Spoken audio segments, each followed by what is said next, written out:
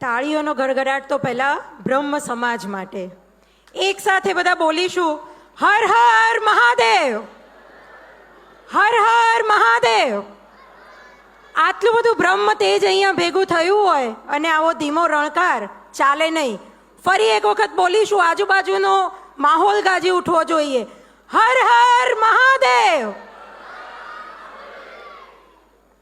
અરે વાહ.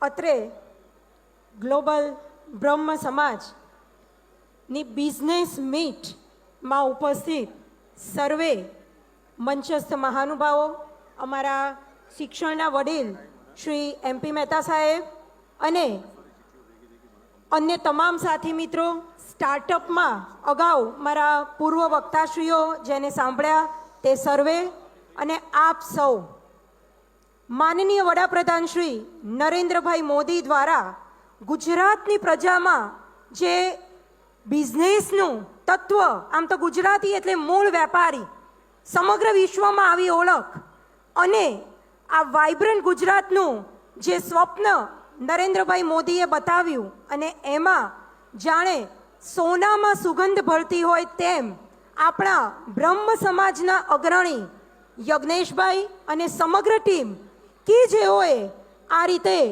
બ્રહ્મ સમાજની એક આગવી બિઝનેસ સમિટ 4 સુધી આપણે સૌ પહોંચી ગયા છીએ. ત્યારે આ વિચાર, આ આયોજન અને આ ટીમ સમગ્ર માટે, તમામ માટે એક જોરદાર તાલીઓ થઈ જાય કે આવો વિચાર, બ્રાહ્મણોમાં રહેલું તેજ, બ્રહ્મ સમાજમાં રહેલું તેજ.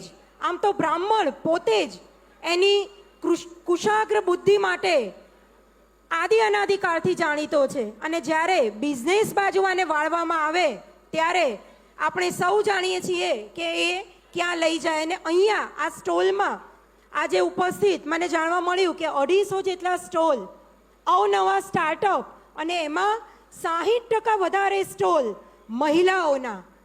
અદ્ભુત. ખરેખર ફરી એક વખત અહીંયા ઉપસ્થિત સર્વે મહિલા બિઝનેસ વુમન માટે જોરદાર તાલીઓથી સૌને વધાવી લઈશું. અને કદાચ આ આઉટકમ છે એ આપણી બ્રહ્મ સમાજની બિઝનેસ સમિટની જ આઉટકમ છે કે જેને આપણા બ્રહ્મ સમાજના યુવાઓને એક પ્લેટફોર્મ પૂરું પાડ્યું, એક દિશા આપી.